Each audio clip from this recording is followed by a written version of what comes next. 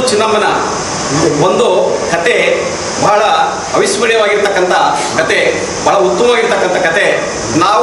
ನಮಗೆ ಚಿಕ್ಕ ಹುಡುಗರ ಇದ್ದಾಗ ಇದ್ರು ಸುಮ್ಮನೆ ಕತೆ ಮಾಡೋರು. ಅವರು ರಾತ್ರಿಯೆಲ್ಲ ಒಂಥರ ಕೈನಲ್ಲಿ ಗೆಜ್ಜೆ ಇಟ್ಕೊಳ್ಳೋರು, ಕೈನಲ್ಲಿ ತಾಳ ಇಟ್ಕೊಂಡು ಕಾಲಿಗೆ ಗೆಜ್ಜೆ ಕಟ್ಕೊಂಡು ರಾತ್ರಿಯೆಲ್ಲ ಈ ಕಥೆಯನ್ನ ಪಠನ ಮಾಡ್ತಾ ಇರೋರು. ನಾವು ಯಾರ್ದೋ ಒಂದು ಕತೆ ಹೇಳ್ತಾ ಇದ್ದಾರೆ ಅಂತಕ್ಕಂಥ ಒಂದು ಇದನ್ನು ನಮಗೆ ಭಾಸವಾಗ್ತಾ ಇತ್ತು. ಆದರೆ ಇತ್ತೀಚೆಗೆ ನಮಗೆ ಸಾಸೂರಿನಲ್ಲಿ ಸಾಹಿತ್ಯ ಪರಿಷತ್ ಆದಮೇಲೆ ಈ ಒಂದು ಸಾಸೂರು ಚಿನ್ನಮ್ಮ ಇದೇ ಗ್ರಾಮದಲ್ಲಿ ಸೊಸೆಯಾಗಿ ಬಂದು ಈಕೆಯ ಪೂರ್ಣ ಒಂದು ವಿಳಾಸ, ಮೊದಲು ತವ್ರ ಮನೆಗೆ ಬಂದಿದ್ದೆ. ಆದರೆ ನಾವು ಪಾವಗಡಕ್ಕೆ ಹೋಗೋಣ. ತುಮಕೂರು ಜಿಲ್ಲೆಯ ಕೊನೆಯ ಕಡೆಯಾಗಿರ್ತಕ್ಕಂಥ ತಾಲೂಕು. ಆ ಪಾವಗಡ ಗ್ರಾಮದಲ್ಲಿ ಚಿನ್ನ ನಾಗರೆಡ್ಡಿ ಮತ್ತು ಹಚ್ಚಮ್ಮ ಎಂತಕ್ಕಂಥರ ದಂಪತಿಗಳ ಗರ್ಭದಲ್ಲಿ ಇವರಿಗೆ ಮಕ್ಕಳಿರೋದಿಲ್ಲ. ಹಾಗಾಗಿ ಇವರು ಮೊದಲೇಟಿ ನರಸಿಂಹಸ್ವಾಮಿ ಅದರಲ್ಲಿರ್ತಕ್ಕಂಥ ನರಸಿಂಹಸ್ವಾಮಿಯ ಪರಮ ಭಕ್ತರು, ಅವ್ರ ಮನೆ ದೇವರು.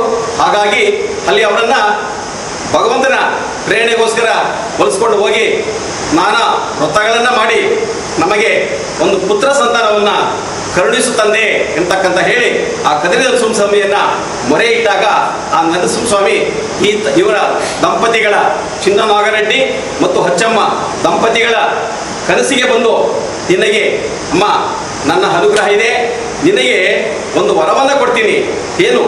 ಏನು ಅಂತಂತಂದರೆ ನಮಗೆ ಒಂದು ಪುತ್ರ ಸಂತಾನವನ್ನು ಕೊಡಿ, ನಿಮ್ಮ ಪುತ್ರ ಸಂತಾನವನ್ನು ನಿಮ್ಮ ಅನುಗ್ರಹದಿಂದ ನಮಗೆ ಕರುಣಿಸು ತಂದೆ ಅಂತೇಳಿ ಹೇಳಿದಾಗ ಈಕೆಗೆ ಗರ್ಭದಲ್ಲಿ ಎದ್ದಾಗ ಗರ್ಭವನ್ನು ಧರಿಸ್ತಾಳೆ. ಗರ್ಭಧರಿಸಿ ಕ್ರಮೇಣ ತಿಂಗಳುಗಳು ಕಳೀತದೆ.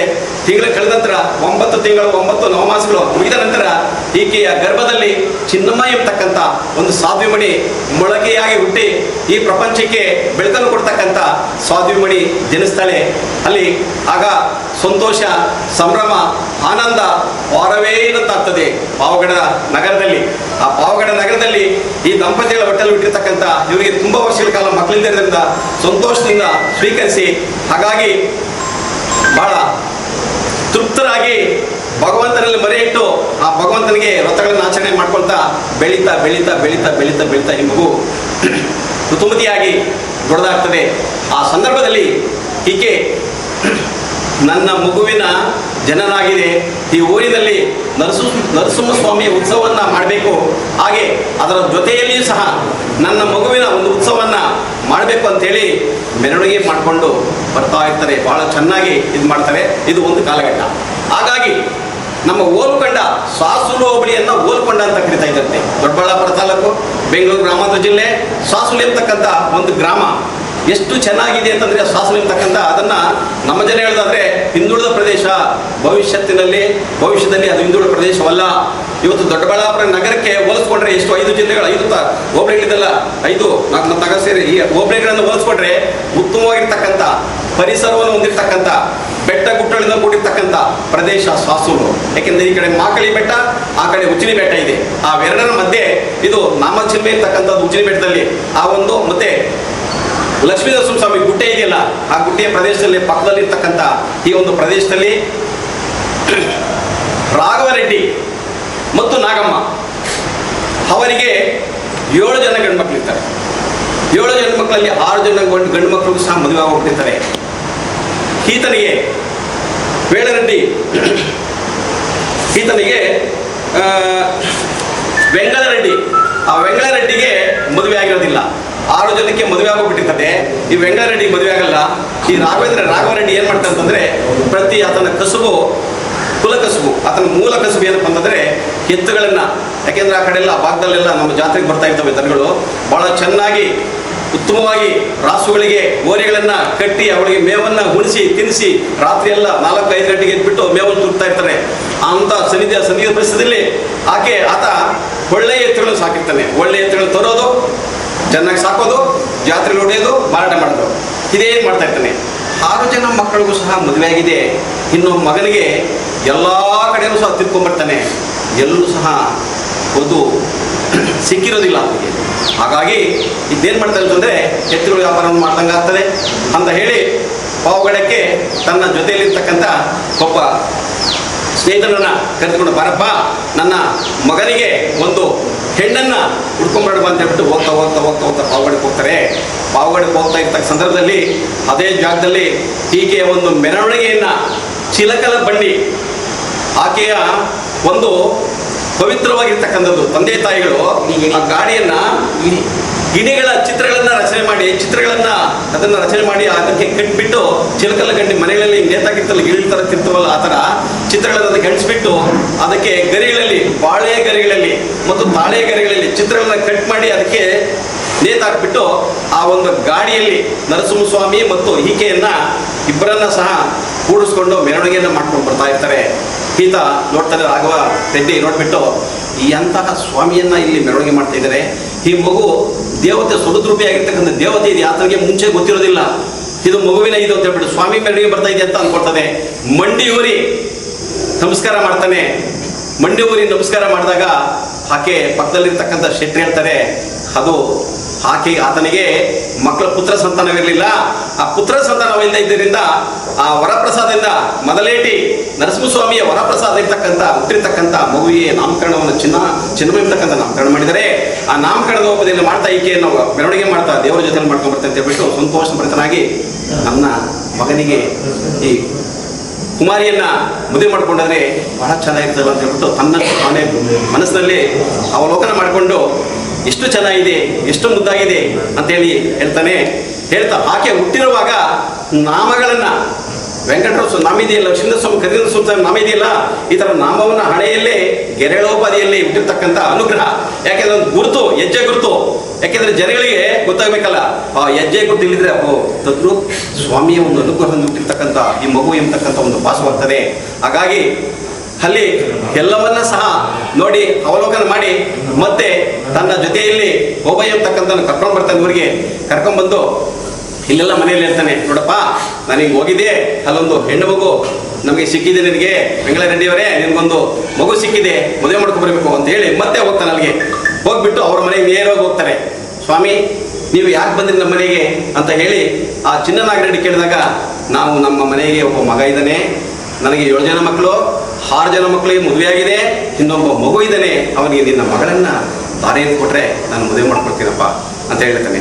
ಆಯ್ತು ಆಯ್ತು ಅಂತ ಹೇಳ್ಬಿಟ್ಟು ಅವ್ರು ಒಪ್ಕೊಂಡು, ಚೆನ್ನಾಗಿದೆ ಇವರು, ಒಳ್ಳೆಯವರು, ಒಳ್ಳೆ ಸ್ಥಾನ ಮನೆ ಸ್ಥಾನ ಅಂತೇಳಿ ಹೇಳಿ ಅವರೆಲ್ಲ ಒಪ್ಕೊಂಡು ಪುರೋಹಿತರ ಹತ್ರ ಹೋಗ್ತಾರೆ. ಪುರೋಹಿತರ ಹತ್ರ ಕೇಳಿದಾಗ ಬಹಳ ಚೆನ್ನಾಗಿದೆ, ಜ್ಯೋತಿ ಬಲ ಚೆನ್ನಾಗಿ ಬರ್ತದೆ, ಹೀಗೆ ಸ್ವಾಭಿಮಣಿ ಆ ಪದಕ್ಕೆ ಅರ್ಥ ಎಷ್ಟು ಪವಿತ್ರವಾಗಿದೆ ಆ ಹೆಸರು ಇದೆಯಲ್ವಾ, ಅದಕ್ಕೆ ಅದೇ ಸಾಟಿ ಅಂತ ಚಿನ್ನಮ್ಮನ ಒಂದು ಹೆಸರನ್ನ ನೋಡಿ ಇಬ್ಬರಲ್ಲಿ ಒಪ್ಕೊಂಡು ಮಾತುಕತೆ ಮಾಡಿ ಮತ್ತೆ ವಾಪಸ್ ಬಂದು ಇವರೆಲ್ಲ ಸಹ ದಿಬ್ಬಣ ಎಲ್ಲ ಗಟ್ಟಿ ಮಾಡ್ಕೊಂಡು ರೆಡಿ ಮಾಡ್ಕೊಂಡು ಮತ್ತೆ ಮದುವೆಗೆಲ್ಲ ತಯಾರಾಗಿ ಮತ್ತೆ ದಿಬ್ಬಣದೊಂದಿಗೆ ಇಲ್ಲಿಂದ ಎಲ್ಲ ಹೋಗ್ತಾರೆ ಅಲ್ಲಿಗೆ ಮದುವೆ ಮಾಡ್ಕೊಳ್ಳೋದಕ್ಕೋಸ್ಕರ. ಮದುವೆ ಮಾಡ್ಕೊಂಡಕ್ಕೆ ಹೋದಾಗ ಅಲ್ಲಿ ಮದುವೆಗೆ ವೇಳೆಯನ್ನು ನಿಗದಿಪಡಿಸಿರ್ತಾರೆ. ಆ ವೇಳೆ ಸರಿಯಾಗಿ ಮದುವೆ ಆಗ್ತದೆ. ಮದುವೆ ಆಗ್ತಕ್ಕಂಥ ಸಂದರ್ಭದಲ್ಲಿ ಒಂದು ಅಚಾತುರ್ಯವಾಗಿರ್ತಕ್ಕಂಥ ಘಟನೆ ನಡೀತದೆ. ತನ್ನ ಕೈಯಲ್ಲಿ ಇಟ್ಕೊಂಡಿರ್ತಕ್ಕಂಥ ಕಂಕಣ ಇದೆಯಲ್ಲ ಕಣ, ಇದು ತಾಳಿ, ಈ ತಾಳಿ ತನ್ನ ಕೈಯಿಂದ ವೇಳರೆಡ್ಡಿಯವರ ಕೈಯಲ್ಲಿ ಇರ್ತಕ್ಕಂಥ ತಾಳಿ ಚರ್ಕನೆ ಕೆಳಗೆ ಬಿದ್ದೋಗುತ್ತದೆ. ಕೆಳಚಿನ ಜಾರಿ ಕೆಳಗೆ ಬಿದ್ದಾಗ ಅವರಿಗೆ ಒಂಥರ ಭಯ ಆಗೋಗ್ತದೆ. ಎಂತಹ ಒಂದು ವಿಚಿತ್ರವಾಗಿರ್ತಕ್ಕಂಥ ಘಟನೆ ನಡೀತಲ್ಲ ಅಂತ ಹೇಳಿ ಅಪ್ಪ ಈಗ ಮದುವೆ ಬೇಡ, ಇನ್ನು ಕೆಲವಾರು ದಿವಸಗಳಾದ್ಮೇಲೆ ಬೇರೆ ಒಂದು ವೇಳೆಯನ್ನು ನಿಗದಿಪಡಿಸಿ ಮದುವೆಯನ್ನು ಮಾಡೋಣ ನಾವು ಅಂತೇಳಿ ಹೇಳಿದಾಗ, ಆಗೋದಿಲ್ಲ, ಸಾಸುಲವರು ಒಪ್ಪೋದಿಲ್ಲ, ಇಲ್ಲ ನಾವು ಮದುವೆ ಮಾಡ್ಕೊಳ್ಬೇಕು. ಯಾಕೆಂದ್ರೆ ತುಂಬಾ ವರ್ಷಗಳಿಂದ ಈತನಿಗೆ ನೋಡಿ ಹೆಣ್ಣು ಸೆಟ್ ಆಗಿಲ್ಲ, ಈಗ ಹೆಣ್ಣು ಸೆಟ್ ಆಗಿದೆ, ಈ ವೇಳೆಯನ್ನು ಬಿಟ್ಬಿಟ್ರೆ ಮತ್ತೆ ಇದಾಗ್ತದೆ ಇಲ್ವೋ ಅಂತ ಹೇಳ್ಬಿಟ್ಟು, ಇಲ್ಲ ನಿಶ್ಚಯ ಕಟ್ಟಿ ಅಂತ ಹೇಳ್ಬಿಟ್ಟು ತಾಳಿ ಕಟ್ಸ್ಬಿಟ್ಟು ಹೋಗ್ತದೆ. ಮತ್ತೆ ಎಲ್ಲ ಇಲ್ಲಿಗೆ ಬರ್ತಾರೆ. ಬಂದ ತಕ್ಷಣ ಆ ಕಡೆ ಹೋಗೋದು, ಈ ಕಡೆ ಬರೋದು, 2-3 ಸಲ ಓಡಾಡಿದಾದ್ಮೇಲೆ ಮತ್ತೆ ಚಿನ್ನಮ್ಮ ಬಂದು ಸಾಸಲಲ್ಲಿ ನೆಲೆ ಇರ್ತಾಳೆ. ನೆಲೆ ಉಳಿದಂಥ ಸಂದರ್ಭದಲ್ಲಿ ಬಹಳ ತಂದೆ ತಾಯಿ ಹೇಳ್ತಾರೆ, ಅಮ್ಮ ಮಗಳೇ ನೀನು ಹೋಗ್ತಾ ಇದೀಯಾ, ಗಂಡನ ಮನೆಗೆ ಹೋಗ್ತಾ ಇದೀಯಾ, ಬಹಳ ಎಚ್ಚರಿಕೆಯಿಂದ ನಡೆಯನ್ನ ಇಡಬೇಕು. ಮತ್ತೆ ಸಮಾಜದಲ್ಲಿ ನನ್ನ ಜನ್ಮ ಕೊಟ್ಟಂತ ತಂದೆ ತಾಯಿಗಳಿಗೆ ಮತ್ತು ನೀನು ಕಾಲನಿಟ್ಟಿರ್ತಕ್ಕಂಥ ಅತ್ತೆ ಮಾವಂದಿರ ಮನೆಯನ್ನು ಬೆಳಗಬೇಕು, ನನ್ನ ಕೀರ್ತಿಯನ್ನು ತರಬೇಕು, ಯಾವುದು ಒಂದು ಅಪಸ್ವರ ನನಗೆ ಮುಟ್ಟಿಸಬಾರದು ನೀನು, ನನಗೆ ಹೇಳಬಾರದು ನೀನು ಅಂತೇಳಿ ಹೇಳ್ತಾರೆ. ಹಂಗೆ ಹೇಳಿದಾಗ ಆಯ್ತು ಅಪ್ಪ, ನಾನು ಹೊರಗಡೆ ಮನೆಗೆ ಹೋಗ್ತೀನಿ, ತವ್ರ ಮನೆಯಿಂದ ಗಂಡನ ಮನೆಗೆ ಹೋಗ್ತೀನಿ, ಹುಟ್ಟಿದ ಮನೆಯನ್ನು ಬಿಟ್ಟು ಗಂಡನ ಮನೆಗೆ ಬರ್ತಾಳೆ.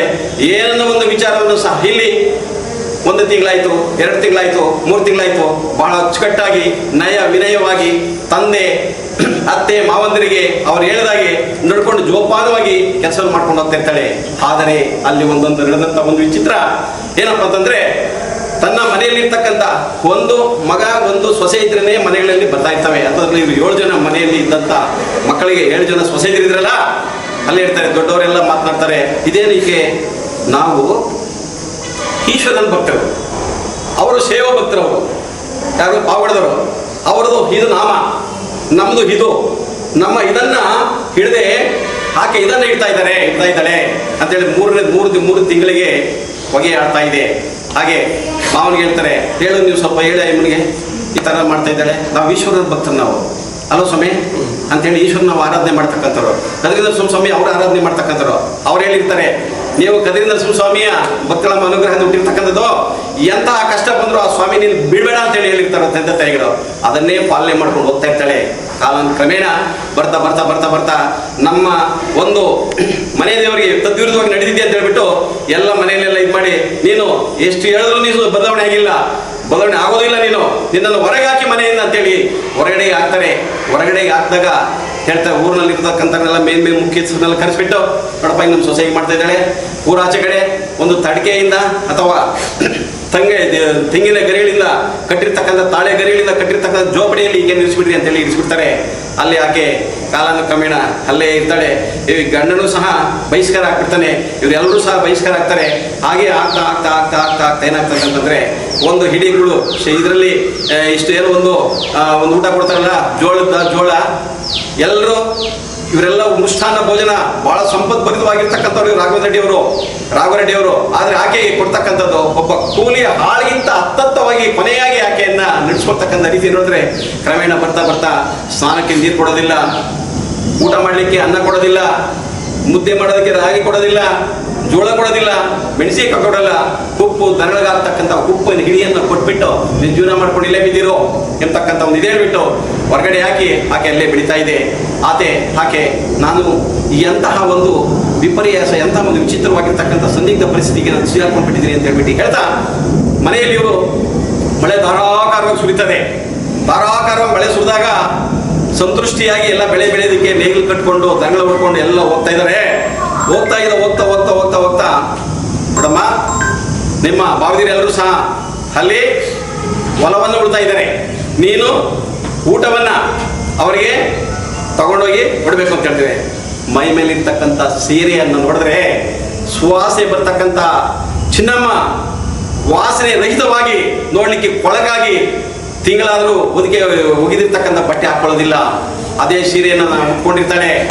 ನಂತರ ಸ್ನಾನ ಮಾಡಲಿಕ್ಕೆ ನೀರಿರೋದಿಲ್ಲ, ತಿನ್ನಲಿಕ್ಕೆ ಊಟ ಇಲ್ಲ, ಒಂಥರ ನೋಡ್ಲಿಕ್ಕೆ ಒಂಥರ ವಿಚಿತ್ರವಾಗಿರ್ತಕ್ಕಂಥ ಆ ಚಿನ್ನಮ್ಮನೆಲ್ಲ ಈಗ ಬೇರೆ ಚಿನ್ನಮ್ಮ ಆ ಥರ ಆಗಿ ಆಕೆ ನೋಡೋದಕ್ಕೆ ಕೊಳಗಾಗಿ ಮಾರ್ತಾ ಇರ್ತಾಳೆ. ಹಾಗಾಗಿ ನೋಡು, ಅವ್ರಿಗೆಲ್ಲರಿಗೂ ಸಹ ನೀನು ಅಡುಗೆಯನ್ನು ಮಾಡಿದ್ದೀವಿ, ತೆಗೆದುಕೊಂಡೋಗಿ ಅಲ್ಲಿ ಹೊಲದಲ್ಲಿ ಇಳಿಸ್ಬೇಕು ಅಂತ ಹೇಳ್ತಾಳೆ. ಈಕೆಗೆ 7 ಜನಕ್ಕೆ ಸುಮಾರು ಒಂದು 70-80 ಜನ ಕೂಲಿ ಆಳುಗಳು ಕೆಲಸ ಮಾಡ್ತಕ್ಕಂಥ ಜಾಗದಲ್ಲಿ ಈಕೆಗೆ ಅನ್ನ ಮೊಸರನ್ನ ಎಲ್ಲವನ್ನ ಮಾಡಿ ಉಪ್ಪಿನಕಾಯಿ ಹಾಕಿ ಎಲ್ಲ ಕಟ್ಬಿಟ್ಟು ಒಂದು ಬಟ್ಟೆಯನ್ನು ಕಟ್ಬಿಟ್ಟು ಆ ಬೊಗರಿ ಇದ್ದಾಗಿರ್ತದೆ, ಅಗಲವಾಗಿರ್ತಕ್ಕಂಥ ಒಂದು ಕೊಳಗತನ ಇರ್ತದೆ, ಅದಕ್ಕೆಲ್ಲ ತುಂಬಿಸ್ಬಿಟ್ಟಿದ್ರು 6 ಜನ ಹೆಣ್ಮಕ್ಳೆಲ್ಲ ಸೇರಿ ತಲೆ ಮೇಲೆ ಒರೆಸ್ತಾರೆ. ನಡ್ಕೊಂಡು ಹೋಗ್ತಾ ಇದ್ದಾಳೆ. ಎಲ್ಲಿ ಎತ್ತಾಕ್ಬಿಡ್ತಿದ್ದನು, ನಾನು ಹೊಲದ ಗಂಟ ಹೋಗ್ತೀನ ಅಥವಾ ಇಲ್ಲೋ ಎಂಬತಕ್ಕಂಥ ಒಂದು ಭಾಸವಾಗಿ ನಡ್ಕೊಂಡು ಹೋಗ್ತಾ ಇದ್ದಾರೆ. ಅಲ್ಲಿ ದನಗಳು ಮೇಯಿಸ್ತಾ ಇದ್ದಾರೆ ಎಲ್ಲ ಹುಡುಗರು. ಅಣ್ಣ ಅಪ್ಪ, ಇಲ್ಲಿ ನಮ್ಮ ಹೊಲ, ನಮ್ಮ ಮಾವರ ಹೊಲ ಇಲ್ಲಿ ಎಲ್ಲೋ ಇದೆಯಂತಲ್ಲಪ್ಪ ಅಂತ ಕೇಳಿದ್ರೆ, ಹೇ ಹುಚ್ಚಿದಾರೆ ಇದೆಯಾ ನೀನು, ನಿನಗೆ ದಾರಿ ತೋರಿಸೋದು ಅಂತೇಳಿ ಕಲ್ತವ್ರು ನೋಡಕ್ಕೆ ಬರ್ತಾರೆ ಅಮ್ಮನಿಗೆ. ಆಕೆ ಭಯ ಭೀತಳಾಗಿ ಇನ್ನೇ ಇದ್ದು, ಪರಮಾತ್ಮ ಕದ್ರಿ ನರಸಿಂಹಸ್ವಾಮಿ ನನ್ನ ಯಾವ ಪರಿಸ್ಥಿತಿ ತಂದ್ಬಿಟ್ಟಿಯಪ್ಪ ನೀನು ಎಂಬುದಾಗಿ ಹೇಳಿದಾಗ, ಆಕೆ ಆ ಪರಮಾತ್ಮನಿಗೆ ಬಂದ್ಬಿಟ್ಟು ಆ ದನಗಳು ಮೇಯಿಸಿರ್ತಕ್ಕಂಥ ದನಗಳೇ ಆ ಹುಡುಗರನ್ನ ಕಿವಿಲಿಕ್ಕೆ ಓಡಾಡೋಗ್ಬಿಟ್ಟು ಅಡ್ಸ್ಕೊಂಡು ಹೋಗ್ಬಿಡ್ತವೆ. ಇದಕ್ಕೆ ನಮ್ಮ ಕೊಡ್ಸ್ಕೊಂಡ್ಬಿಡ್ತವೆ ನಮ್ಮ ದನಗಳೇ ಅಂತೇಳಿ ಅವ್ರ ಮಕ್ಕಳಿಗೆ ಭಯ ಆಗ್ಬಿಟ್ಟು ಇದಾಗ್ತಾರೆ. ಆಗ ಅವರೇನೆ ನಮ್ಮ ಏನೋ ತಪ್ಪು ಮಾಡಿದ್ದೀವಿ ಅಂತ ಹೇಳ್ಬಿಟ್ಟು ಹೇಳಿ ಭಗವಂತನ ಮನೆ ಇಟ್ಟು ಅವರಿಗೆ ದಾರಿಯನ್ನ ತೋರಿಸ್ತಾರೆ. ಇನ್ನು ಮುಂದೆ ಹೋಗ್ತಾ ದಾಸ ಎಂತಕ್ಕಂಥ ಒಬ್ಬ ವೇಷವನ್ನು ಹಾಕೊಂಡು ಬರ್ತಾ ಇದ್ದಾನೆ, ಸ್ವಾಮಿ ರೂಪದಲ್ಲಿ ಬಂದಿದ್ದಾನೆ.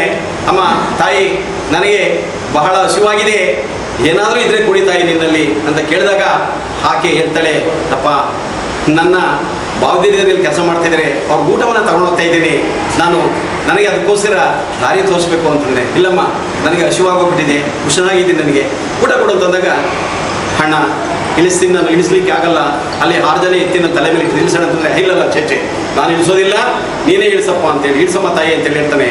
ಆಕೆ ಕಷ್ಟಪಟ್ಟು ಆ ಭಗವಂತನ ಪ್ರೇರಣೆಯಿಂದ ಭಗವಂತನ ನಾಮಸ್ಮರಣೆಯನ್ನು ಮಾಡ್ತಾ ಮೊದಲೇಟಿ ನರಸಿಂಹಸ್ವಾಮಿ ಕರೆದ ನರಸಿಂಹಸ್ವಾಮಿ ನಾನು ಇಳಿಸ್ಬೇಕಪ್ಪ ಅಂದ ತಕ್ಷಣ ಹೂವಿನಂತೆ ಅದನ್ನು ಹಗುರವಾಗಿ ಕೆಳಕಿಳಿಸ್ತಾರೆ.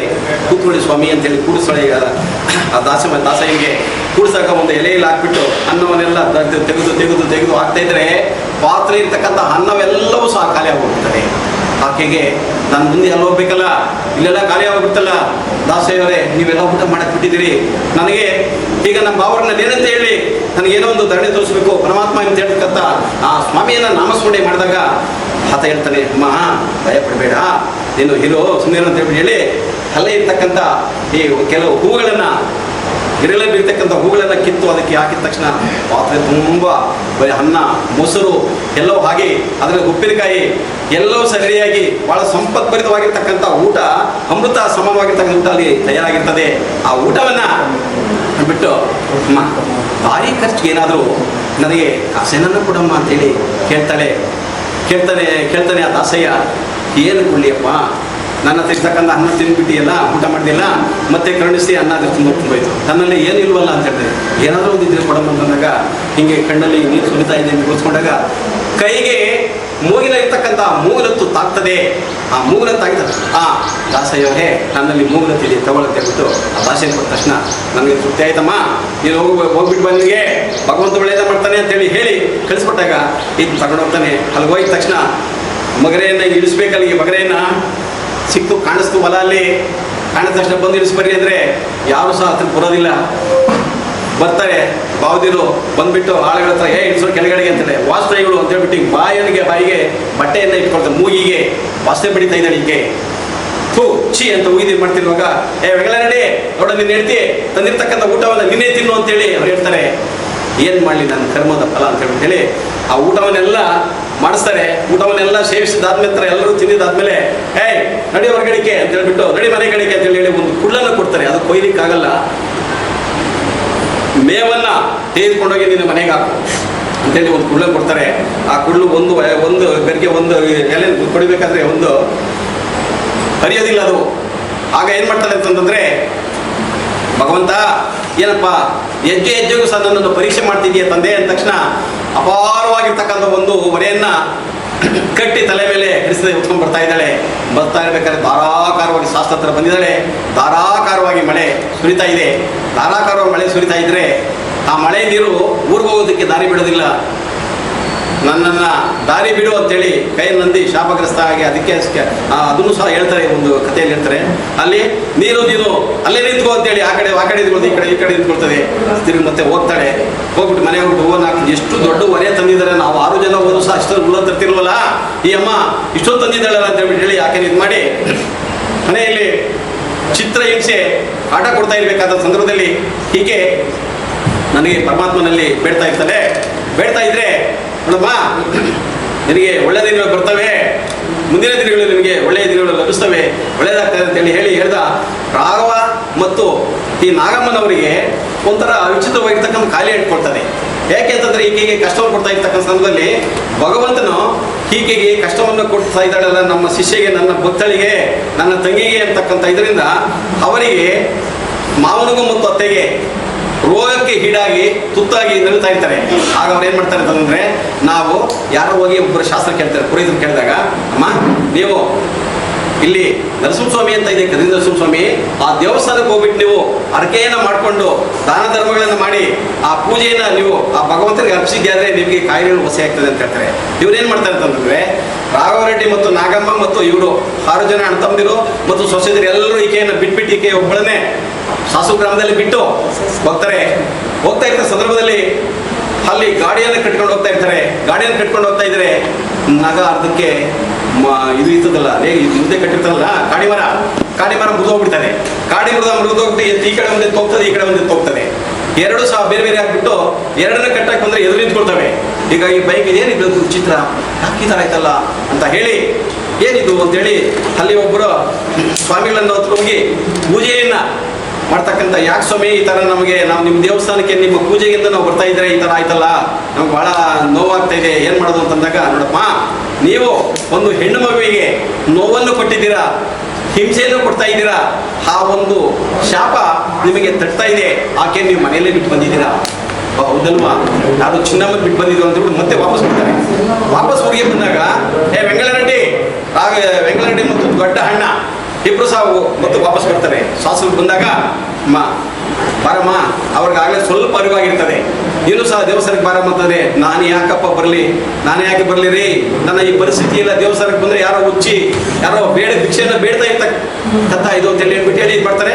ಮತ್ತು ಅಲ್ಲಿಂದ ನಾನು ಹೋಗ್ಬೇಕಾದ್ರೆ ಅಲ್ಲಿಗೆ ನನಗೆ ಚಿಲಕಲ ಬಂಡಿ ಅಂತ ಇದೆ, ಅಲ್ಲಿಂದ ನಮ್ಮ ಪಾವಗಡದಲ್ಲಿರ್ತಕ್ಕಂಥ ಬಂಡಿಯನ್ನು ನೀವು ಕರ್ಕೊಂಡ್ಬಂದರೆ ನಾನು ಅವ್ರ ಜೊತೆಯಲ್ಲಿ ಬರ್ತೀನಿ ಅಂತ ಹೇಳ್ತಾರೆ. ಅವರನ್ನು ಕರೆಸ್ಕೊಂಡು ತಂದೆ ತಾಯಿಗಳನ್ನ ಕರೆಸ್ಕೊಂಡು ಎಲ್ಲಿ ಮನೆಯಲ್ಲಿ ಅಂತ ನೋಡಿದಾಗ ಮನೆಯ ಒಂದು ಸಿಗೋದಿಲ್ಲ ಇವರಿಗೆ.